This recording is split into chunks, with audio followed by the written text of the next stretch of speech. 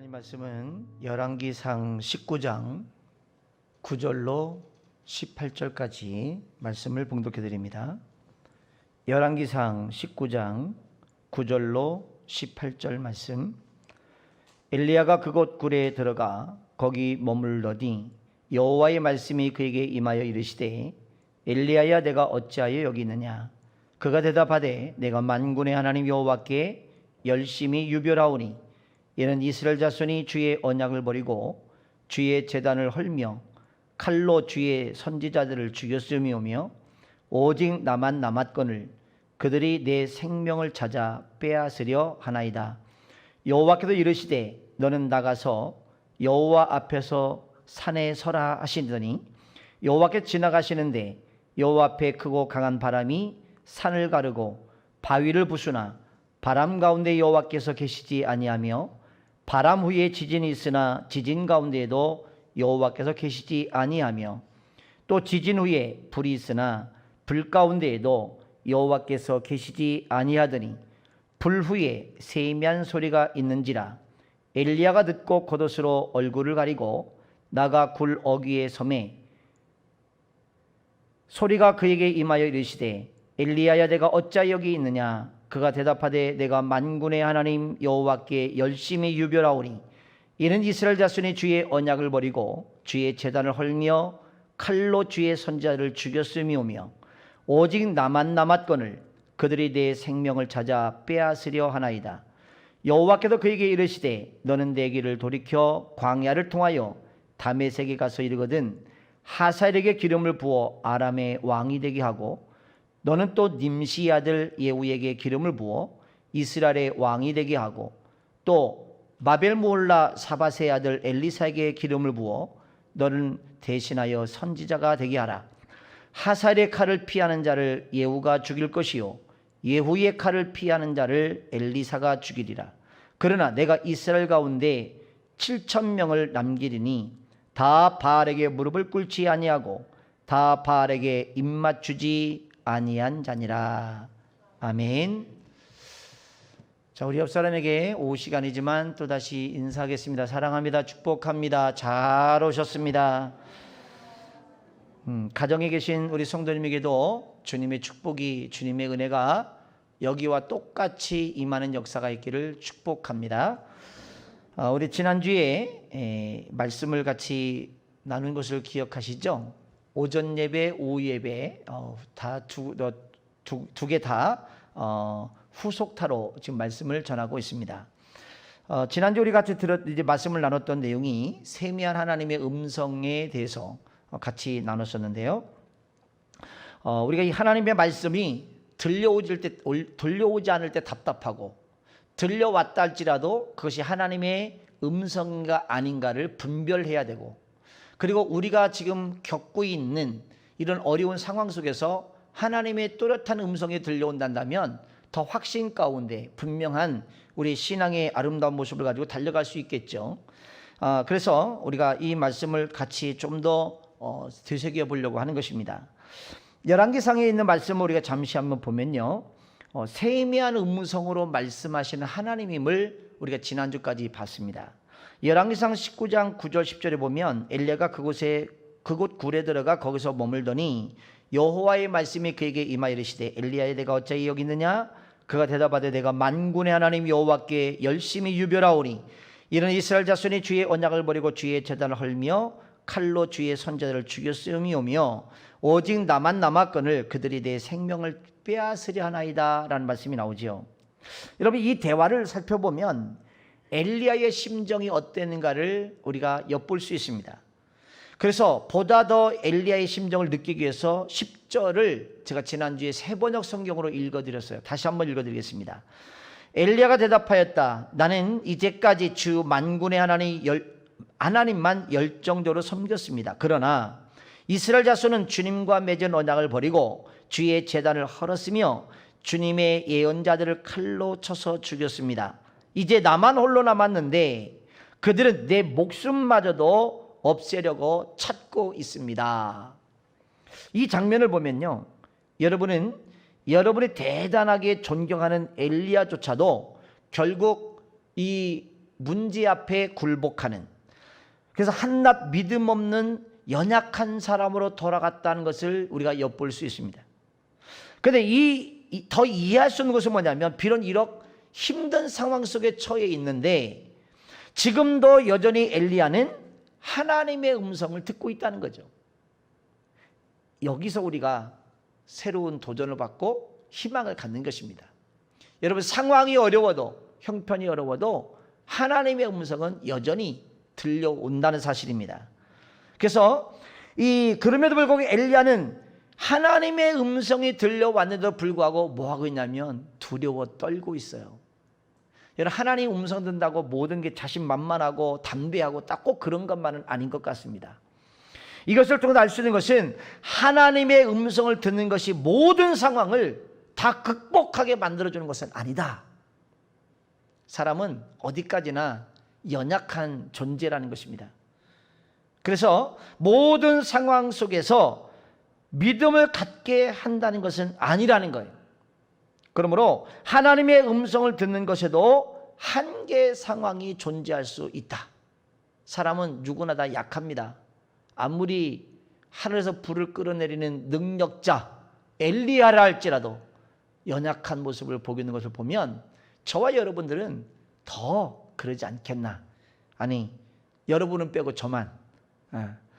지금 엘리야는 바로 그런 상황 가운데도 믿음 없는 고백을 하고 있죠. 이때 하나님은 엘리야 앞에 하나님 자신을 나타내 주십니다. 하나님 자신을 드러내 주시고 말씀해 주십니다. 그게 열왕기상 19장 11절 12절 말씀입니다. 여호와께서 이르시되 너는 나가서 여호와 앞에서 산에 서라 하시더니, 여호와께서 지나가시는데 여호와 앞에 크고 강한 바람이 산을 가르고 바위로 부수나 바람 가운데 여호와께 계시지 아니하며, 바람 후에 지진이 있으나 지진 가운데도 여호와께 계시지 아니하며, 또 지진 후에 불이 있으나 불 가운데도 여호와께 계시지 아니하시더니 불 후에 세미한 소리가 있는지라. 여러분, 이 장면을 보면요, 하나님께 더 이상 들리는 음성이 아닌 직접 자신의 형상을 드러내 주셨어요. 근데 이와 비슷한 일이 모세에게 있었죠. 그 옛날 동일한 장소 호렙산에서 하나님의 형상을 봤습니다. 그때 모세는요, 하나님의 얼굴이 아닌 하나님의 뭘 봤다 그랬죠? 등을 봤어요. 등을. 왜냐하면 누구든지 하나님의 얼굴을 보면 죽는 거기 때문에 하나님의 얼굴을 볼 수가 없어요. 그래서 등을 봤어요. 자, 출애굽기서를 한번 펴보시겠습니까? 출애굽기 33장 18절로 23절 말씀입니다. 출애굽기 33장 18절로 23절 말씀. 자, 우리 한 목소리로 함께 합독하시겠습니다. 출애굽기 33장 18절로 23절 같이 읽죠. 시작. 모세가 이르되 원하건대 주의 영광을 내게 보이소서. 여호와께서 이르시되 내가 내 모든 선한 것을 내 앞으로 지나가게 하고 여호와 이름을 내 앞에 선포하리라. 나는 은혜 베풀 자에게 은혜를 베풀고 긍휼히 여길 자에게 긍휼을 베푸느니라. 또 이르시되 내가 내 얼굴을 보지 못하리니 나를 보고 살 자가 없음이라. 여호와께서 또 이르시기를 보라, 내 곁에 한 장소가 있으니 너는 그 반석 위에 서라. 내 영광이 지나갈 때에 내가 너를 반석 틈에 두고 내가 지나도록 내 손으로 너를 덮었다가 내 손으로 거두리니 내가 내 등을 볼 것이요 얼굴은 보지 못하리라. 아멘. 모세가 하나님 앞에 간절히 기도합니다. 하나님, 주님의 영광을 내게 보여주십시오. 저는 우리 교회가 그런 교회가 됐으면 좋겠어요. 예배를 드릴 때마다 주의 영광을 보는 교회. 그게 저는 최고의 기도 제목이에요. 예배가 회복되고 예배 속에서 주님의 영광을 목도하는 교회를 건축하면서 새로운 성전에서는 이 일이 꼭 일어났으면 좋겠다라고 갈망을 얼마나 많이 했는지 모릅니다. 제가 여러분들에게 드릴 메시지, 축복의 메시지가 준비되어 있는데요. 그 역대하에 있고 역대상 7장에 있는 말씀.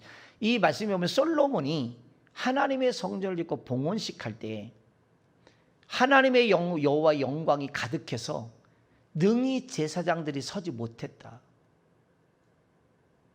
사실 그거만 하나면 끝나는 거 아니에요? 그러면 다 끝나요. 다. 문제 다 해결돼요. 아픈 거 다 해결돼요.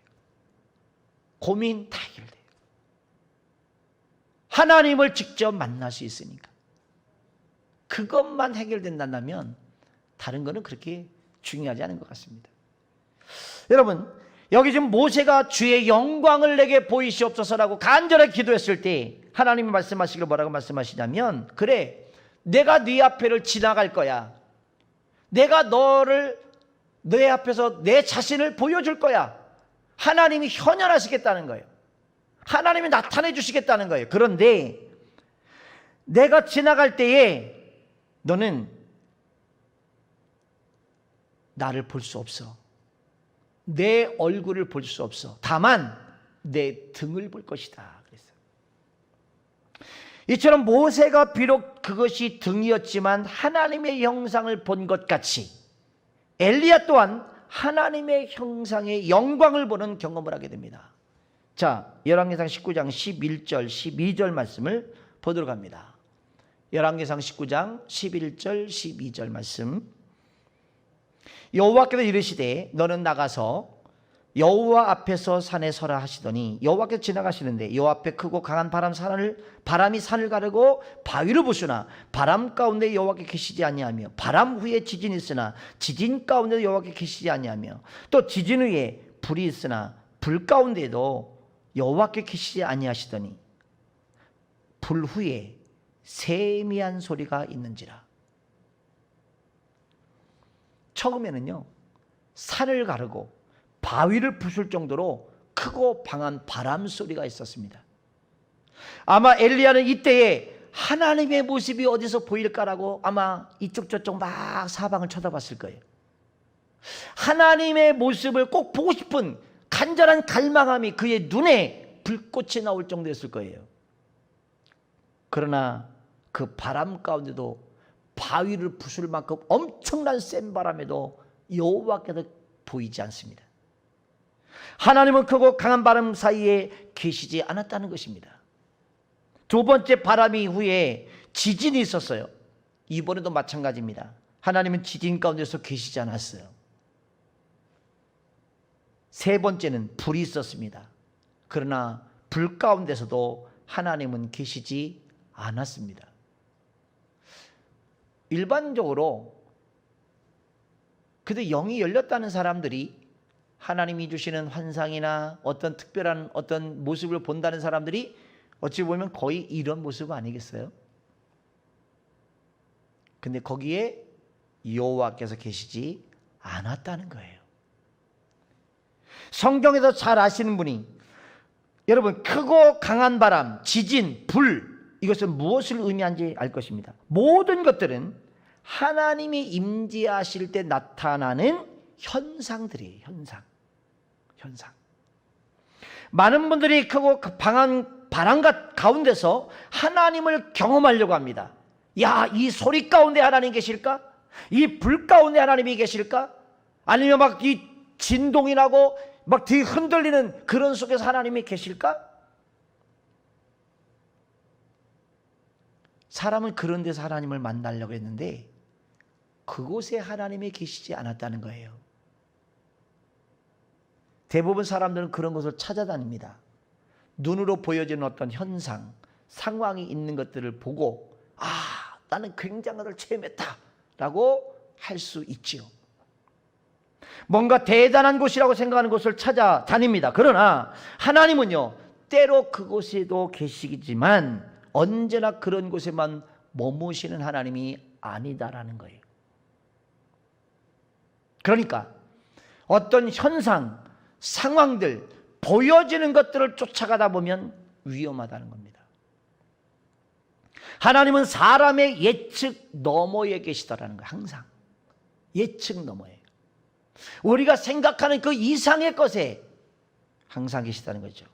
그것은 엘리야가 지금까지 어찌 보면 경험하지 못했던 세미한 하나님의 음성이었어요. 세미한 하나님의 음성. 이같이 하나님의 임재는 세미한 음성 가운데서도 임하고 들려진다는 것입니다. 자, 그러면 이번에는 여러분 13절 말씀을 한번 읽어볼게요. 13절 같이 읽을까요? 시작. 엘리야가 듣고 겉옷으로 얼굴을 가리고 나가 굴 어귀에 섬에 소리가 그에게 임하여 이르시되 엘리야야 내가 어찌하여 여기 있느냐. 자, 세미한 음성을 들은 엘리야의 반응을 한번 주목해 보세요. 엘리야가 어떻게 반응하고 있을까요?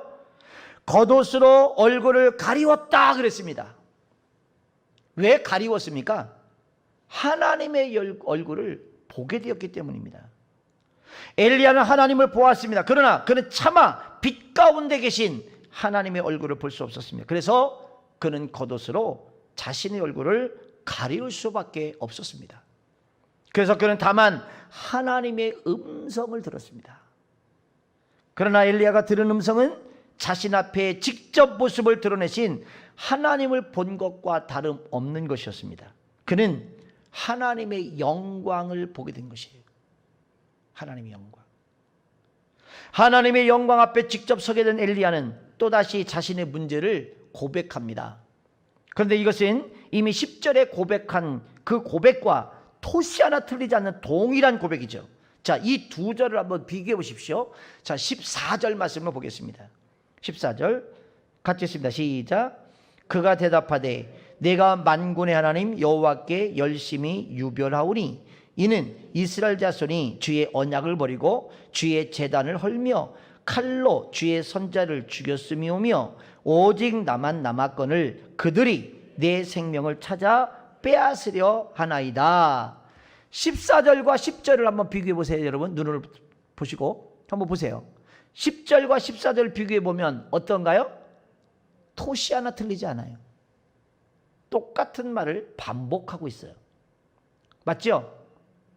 맞으면 고개 끄덕끄덕 해주셔야죠. 예. 오늘 이제 대면 예배인데 가만히 계시면 재미없잖아요. 자, 그런데 10절과 14절은 상황과 배경이 달라요.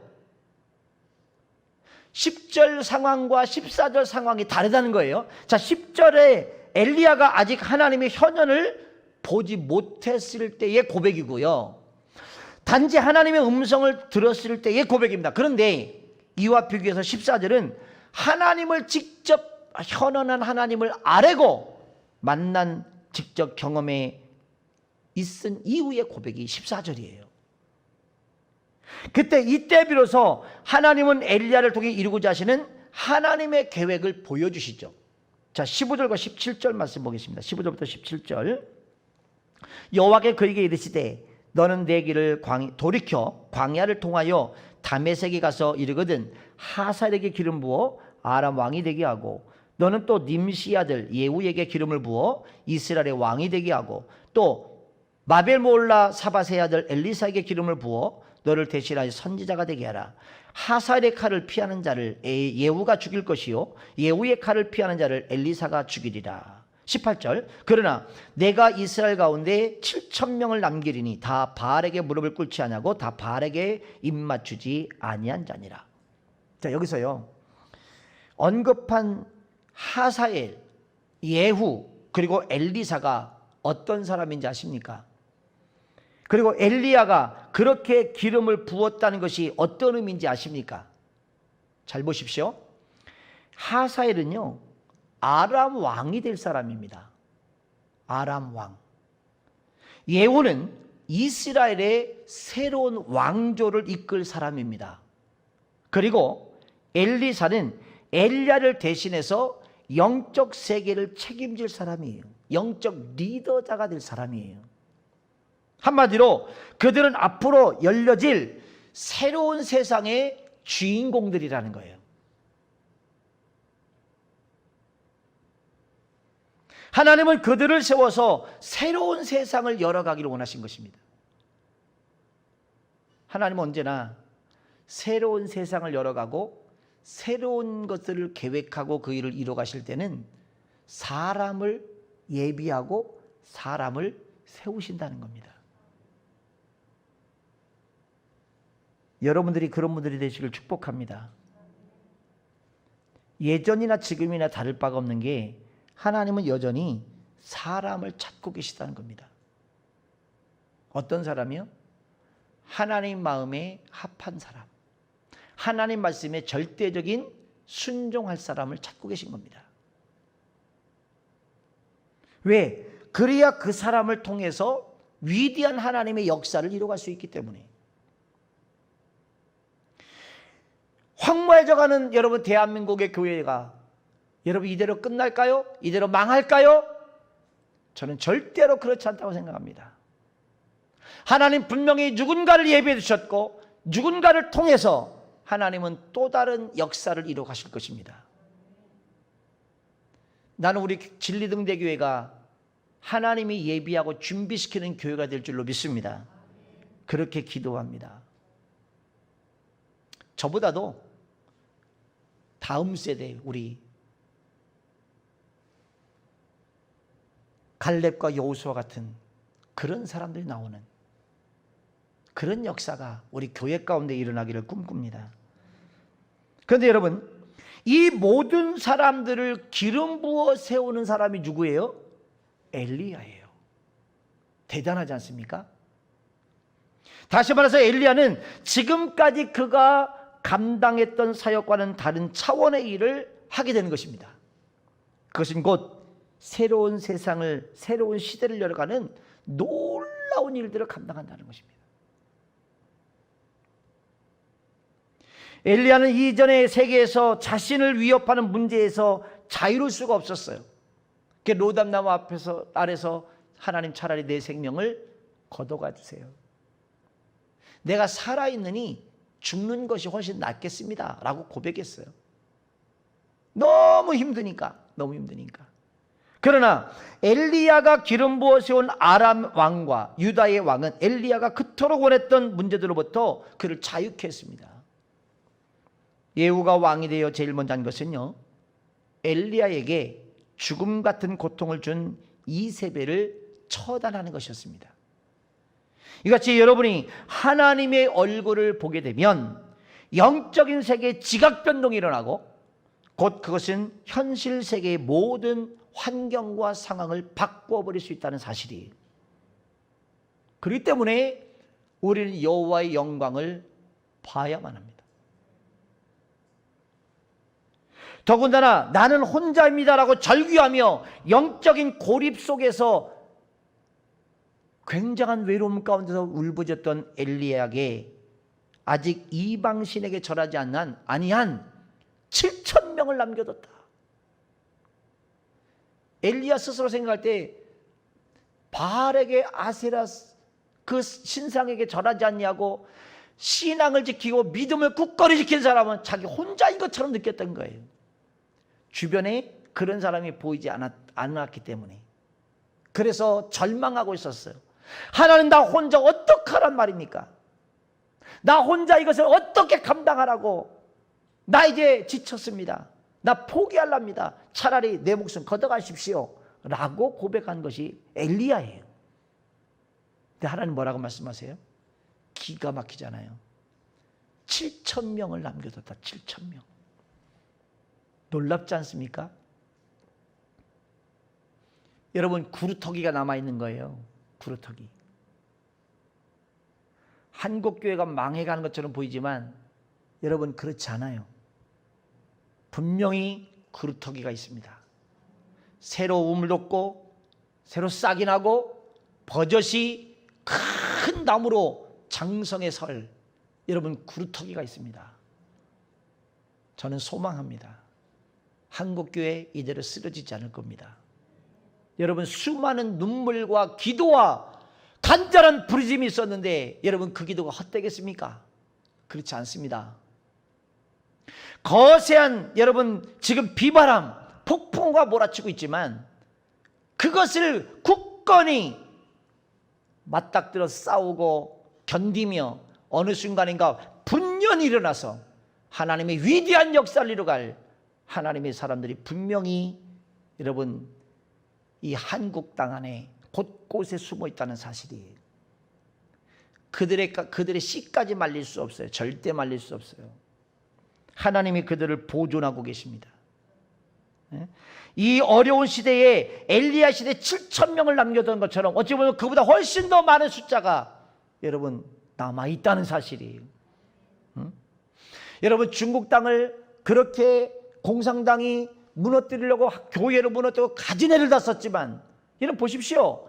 지금 완전히 말살시켰다고 생각했는데 지금 중국의 크리스찬이 1억 5천만 명입니다. 말살시켰나요?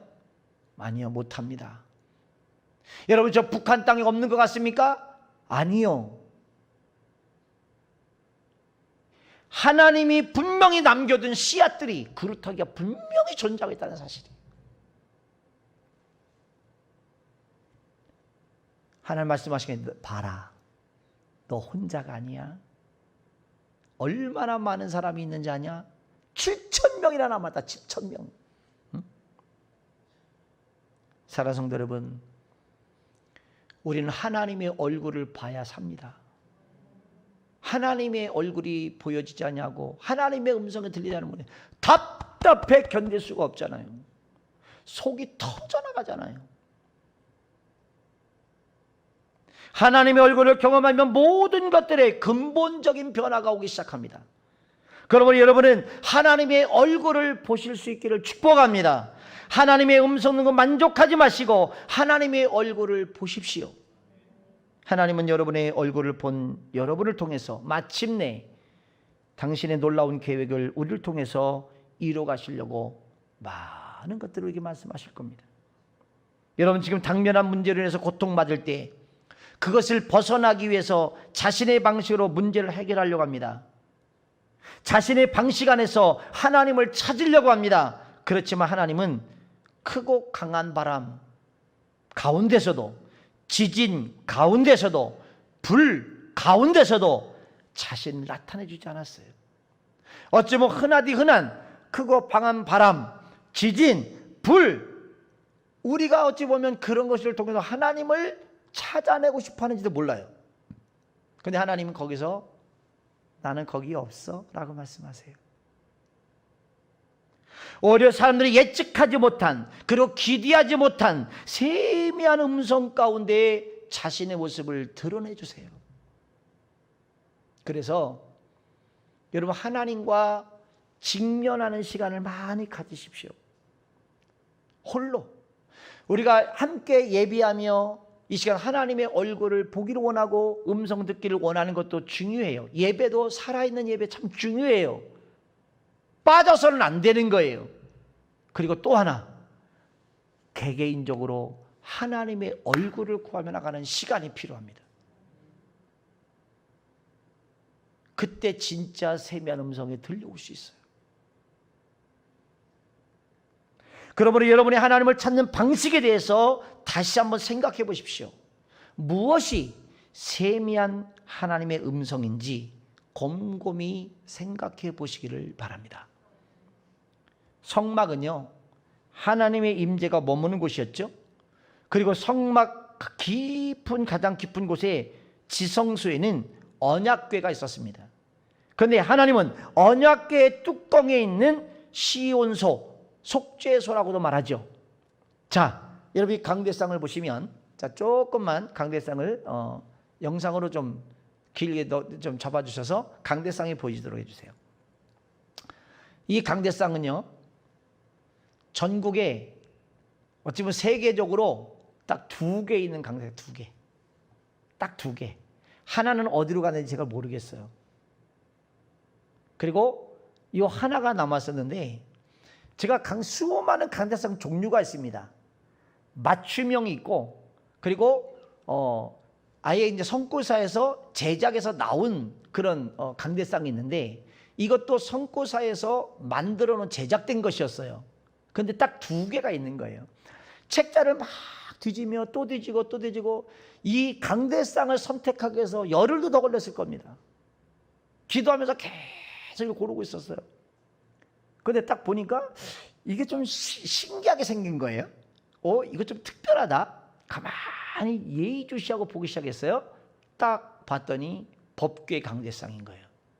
법궤. 그래서 이거를 제가 선택을 한 거예요. 그리고 성례선교사에서는 이제는 이 강대상을 더 이상 만들지 않기로 했어요. 독특하죠? 자, 보십시오, 여러분. 이게 여기 보이는 이게 뭐냐면 천사의 머리를 뜻하는 것입니다. 천사의 머리. 원래 이 양쪽에 이 시온소는요, 이쪽에 천사가 이렇게 하고 있어요. 이쪽에서도 이렇게 하고 있어요. 마주 보고 있어요. 천사가 날개를 펴서 덮고 있는 거예요. 이 법궤 안에는 뭐가 들어있죠? 네, 모세가 받은 두 돌판. 여기 두 돌판이 있잖아요. 앞에. 그리고 또 뭐가 있어요? 네, 만나 항아리. 만나가 담겨진 항아리가 들어가 있고, 그리고 어떤 사람은 아론의 쌍난 지팡까지도 있다라고 주장한 사람들이 있죠. 자, 어쨌든 이렇게 하나님의 법궤 상징이죠. 법궤 상징. 이 시온소, 여기는 무엇을 의미하냐면 하나님의 임재를 얘기를 하는 거예요. 하나님의 임재. 그래서 지성소에 가면 이 법궤가 있어서 법궤. 이 법궤는 아무나 함부로 만질 수가 없었죠. 이거를 다윗 시대에 옮겨올 때에 소들이 막 뛰어가지고 마차에서 법궤가 떨어지려고 할 때 누가 딱 잡았죠? 우사가 탁 막았다가 즉사했습니다. 왜요? 하나님의 임재, 하나님이 지금 여기 계신데 어떻게 그걸 만져요? 만질 수 있는 사람들은 딱 선택이 되어 있어요. 누구요? 제사장들만. 그래서 그렇게 이제 해서 그 법궤가 이동됐었는데 하나님의 말씀을 어겼기 때문에 선한 일을 해도 죽는 거예요. 그곳은 어두운 곳이에요. 이 지성소 안에는 빛 한 방울 들어가지 않습니다. 여러분, 성막에 그 뿌려진 그 천을 보면요, 이렇게 두껍습니다. 이렇게 두꺼워요. 그래서 그것으로 사방으로 됐기 때문에 빛 한 방울 들어가지 않아요. 캄캄하고 어두운 곳이에요. 정적이 흘러요. 아무도 없으니까 고요한 곳이에요. 굉장히 조용한 곳이에요. 화려한 곳이 없어요. 우리 강대상은 너무 화려하지 않습니까 지금? 근데 거기는 아무것도 없어요. 분주함도 없어요. 사람도 발견할 수가 없어요. 오직 하나님만이 거하시는 이 법궤 시온소가 있어요. 사람들은 하나님의 얼굴을 보고자 할 때 크고 거창하고 놀랍고 획기적인 방법과 상황을 기대합니다. 그러나 하나님의 얼굴은 그런 방식으로 보이는 게 아니라는 거죠.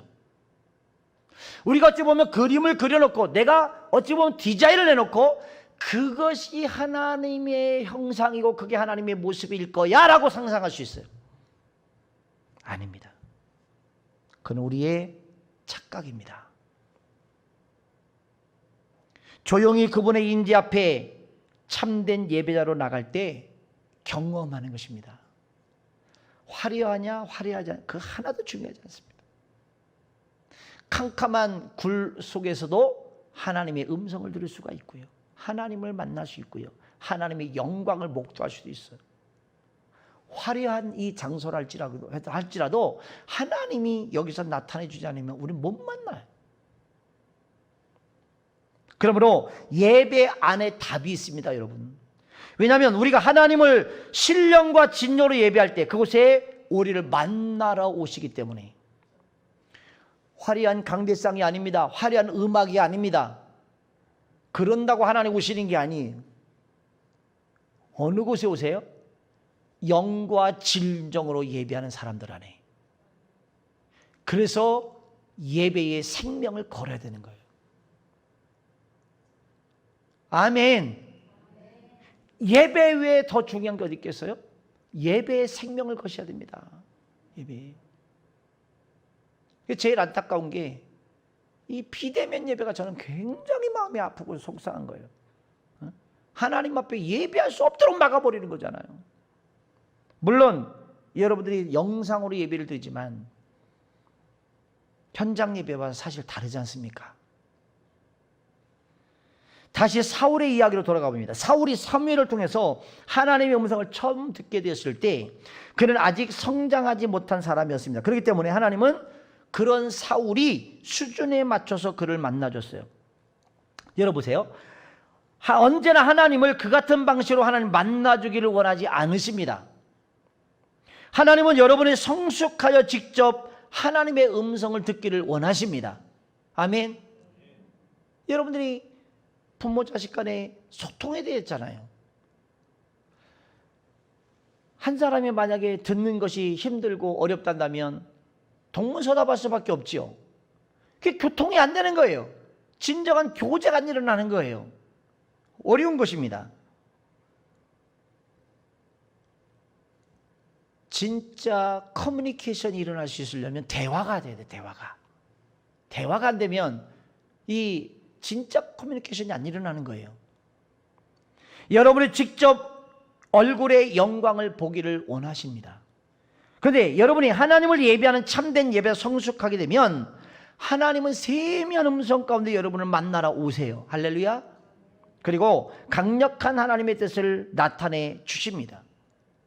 세상을 변화시키는 놀라운 계획을 여러분에게 말씀하시고 또한 여러분을 통해서 그 일을 이루어 가실 것입니다. 며칠 전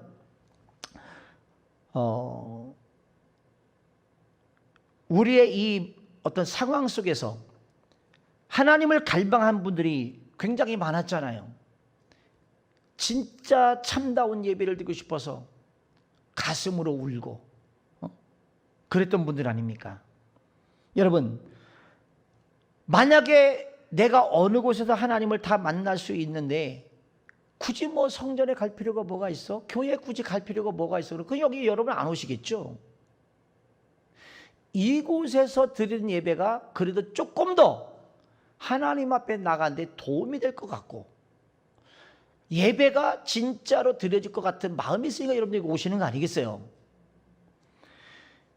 여러분 그렇습니다. 하나님의 얼굴을 직접 대면하는 사람들이 됐으면 좋겠어요.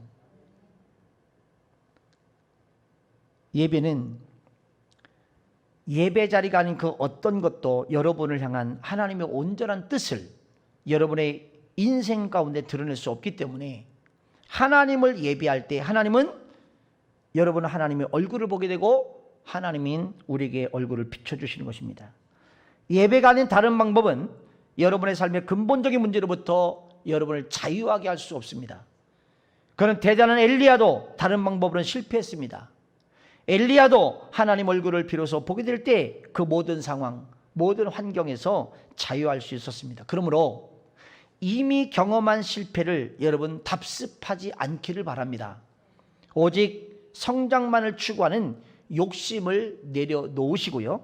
그저 하나님을 예배하는 장소로 나아가시는 열정이 여러분 안에 있기를 바랍니다. 잠잠한 예배 가운데 하나님의 얼굴을 구하십시오. 그래서 이제는 음성으로만 듣는 하나님이 아니라 눈으로 하나님의 음성을 듣는 여러분이 되기를 주님 축원합니다. 이제 우리는 조금 더 하나님이 원하시는 그 자리로 한 걸음 한 걸음 나갈 때가 됐습니다. 우리 신앙의 연륜, 여러분 지금까지 여러분이 경험한 영적인 경험, 이런 모든 것들을 바탕으로 하되 하나님의 말씀 붙잡고 여러분 하나님 앞에 더 한 걸음 한 걸음 나가서 하나님의 얼굴을 직면하고 그분이 주시는 음성을 부여잡고 승리하는 우리 모두가 되기를 주님 축원합니다.